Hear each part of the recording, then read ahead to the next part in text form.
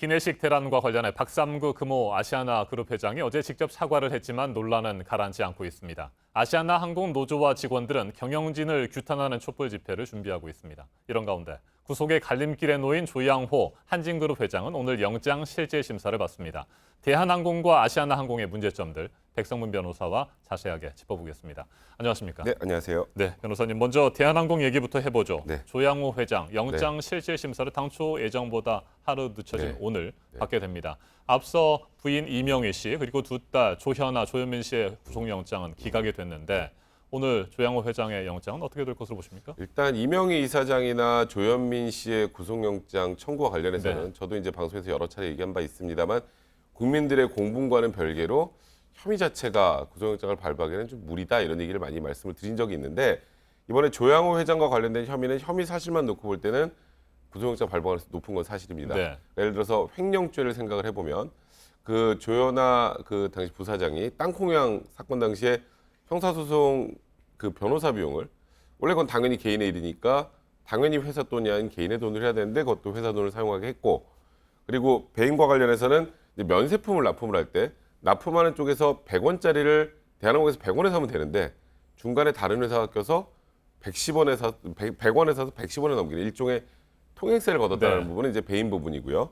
그다음에 이제 상속세 포탈과 관련해서는 공소시효에 대한 논란이 좀 있어서 그거는 나중에 기소할 때 포함될지 모르겠지만 이번에 영장 그 기재 범죄 사실에 빠진 것 같고요. 이제 해외 계좌에 상속받은 재산이 10억 원 이상이면 신고를 해야 되는데 70억 원 정도 되는데 신고하지 않았다는 부분 요 정도인데요. 혐의만 놓고 보면 당연히 구속영장에 발부될 만한 사항입니다만 제일 중요한 게 여기서 조양호 회장이 직접 개입했는지 또 하나 약사법 문제도 있죠. 네. 인하대학병원 옆에 약국을 개설해서 본인은 약사가 아님에도 불구하고 투자해서 돈을 받아갔다. 약사법 위반에 사기까지 포함이 되어 있는 건데 이 모든 게 인정이 된다면 사실 구속영장이 발부 안 되는 게 오히려 이상한 상황이긴 합니다. 근데 여기서 이제 조양호 회장이 직접 개입한 부분에 관련해서 증거를 찾았는지 쉽게 말해서 그런 겁니다. 조현아 부사장의 변호사 비용을 이제 회사 돈으로 낸 게 조양호 회장의 지시인지 조현아 부사장의 지시인지 아니면 제3자의 지시인지 이런 부분에 대한 입증이 어느 정도 됐느냐가 오늘 사실 구속영장 발부의 핵심이 될 것 같습니다. 몇 퍼센트 정도로 보세요? 저는 검찰에서 좀 자신 있게 구속영장을 청구했다면 저는 사실 절반 이하로 보긴 합니다. 현 시점에서 과연 이 부분에 대한 입증이 가능할까? 조양호 회장의 지시가 있었다는 부분을 입증하는 게 가능할까에 대해서는 약간 회의적이긴 합니다. 네. 근데 뭐 검찰의 자신감을 보니까 좀 지켜봐야 되겠죠. 그렇다면 이들 사건 자체가 모호하기 때문입니까? 네. 아니면 검찰의 수사 자체가 조금 미흡했던 때문입니까? 그러니까 일단 횡령죄 관련해서 예를 들어서 변호사 비용 대납으로 제가 좀 네. 예를 한번 들어보겠습니다. 조현아 부사장이 땅콩양 당시에 우리나라 제일 유명한 대형 로펌 2개를 사용을 해서 접견도 80범을 넘게 했고요. 그거 다 돈입니다. 수억 원이 들어갔을 것이라는 건 충분히 추적이 가능한 건데 그게 조양호 회장의 지시인지 여부를 과연 입증했는지 그게 입증이 됐다면 사실 이 부분은 명쾌하게 업무상 횡령이 되지만 지금 이 부분의 혐의를 다 부인하고 있단 말이죠. 이 부인하고 있는 혐의를 입증할 반대 증거들이 과연 있는가? 이 지시 부분이 굉장히 중요하거든요. 그래야 횡령죄 이제 소위 말하는 그 정범으로 처벌할 수 있는 건데 그 부분에 대한 입증을 검찰이 어느 정도 했는지에 대해서는 제가 정확하게는 알 수 없습니다만 일단 지금 뭐 대한항공 측에서 계속 부인하고 있는 걸로 봐서는 입증이 다소 부족한 부분이 있지 않을까라는 좀 우려는 되는 건 사실입니다. 네, 조양호 회장은 아들 조원태 대한항공 사장과 함께 네. 브랜드 상표권과 관련해서 또 고발을 당하지 않았습니까? 이건 네. 어떤 내용입니까? 그러니까 이제 2013년부터 이제 한진칼이라고 해서 지주회사 체제로 이제 네. 대한항공 한진 그 그룹 자체가 이제 전환이 되는데요. 거기서 이제 코리아네어라는 이제 대한항공의 상호를 이제 대한항공의 상표권을 주면서 돈을 받는 형태로 만들어 놓는 거죠. 근데 이제 일단 시민단체 측의 입장은 이겁니다. 아니 이거 대한항공 거였는데 그거를 왜 지주회사 넘겨서 네. 그거를 대한항공이 300억씩이나 매년 줘가면서 그 상표권을 써야 되느냐. 이것도 배임이다라는 취지로 고발을 한 건데 일단 대한항공 측에서는 대부분의 지주회사들이 상표권을 다 관리한다. 여기서 만약에 상표권 사용료를 받지 않으면 오히려 더 내부자 거래 같은 걸로 더 문제가 될 수 있다고 지금 반박하고 있는 상황입니다. 이 부분은 아직 이제 뭐 검찰에 정확하게 수사가 들어간 건 아닙니다만 좀 지켜봐야 될 부분이 있습니다. 네, 아시아나항공 기내식 대란과 관련해서 박삼구 회장이 사과를 했습니다만 논란은 진정되지 않고 있고 뭐 대란 사태는 계속해서 이어지고 있습니다. 오늘도 그렇게 이어질 것으로 보이는데 자 법적으로 한번 따져보죠. 공정거래법 위반과 관련된 내용들이 나오던데 이건 기내식 공급업체를 바꾸는 과정에서 발생한 문제로 볼 수 있을까요? 그러니까 이제 최초의 기내식을 2003년부터 15년 동안 납품한 업체가 있고요. 네. 그 업체를 이번에 변경을 하는 과정에서 문제가 생긴 거잖아요.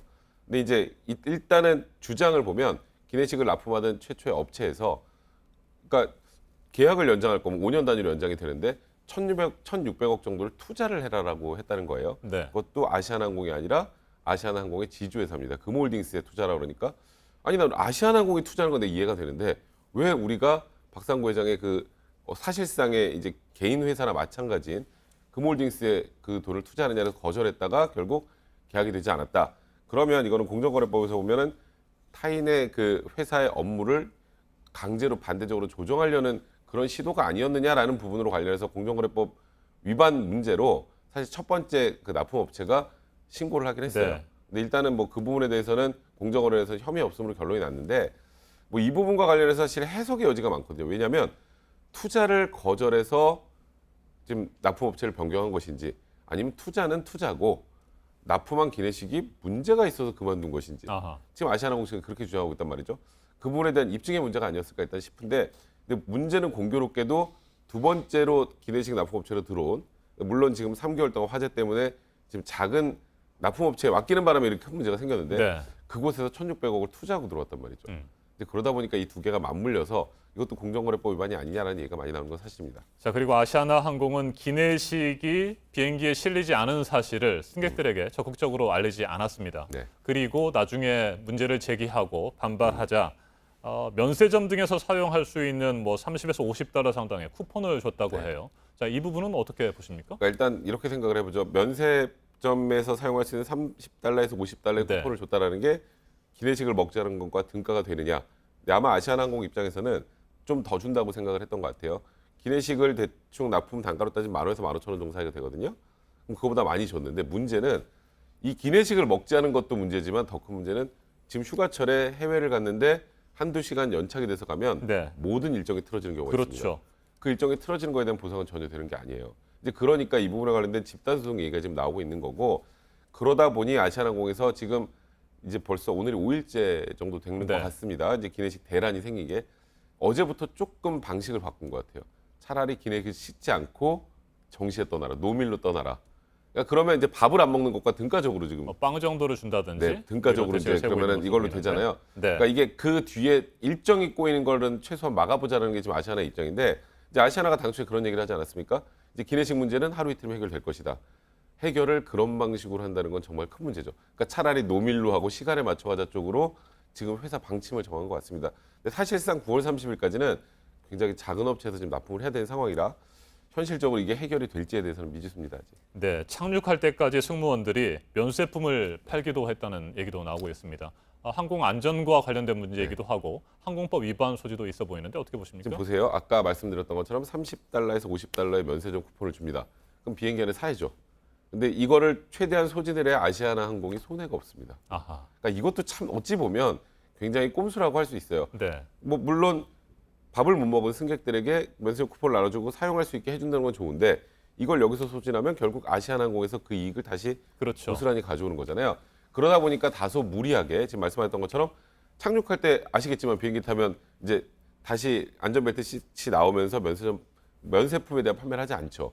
근데 이걸 무리하게 판다는 게 과연 이게 고객을 위한 것인지 아니면 아시아나항공이 손해를 최소화하기 위한 것인지 후자로 보는 경우가 좀 많은 것 같습니다. 알겠습니다. 직원들도 반발하고 있고 또 내일 집회도 연다고 하고요. 명확한 진상 규명이 필요해 보입니다. 백성문 변호사님 말씀 잘 들었습니다.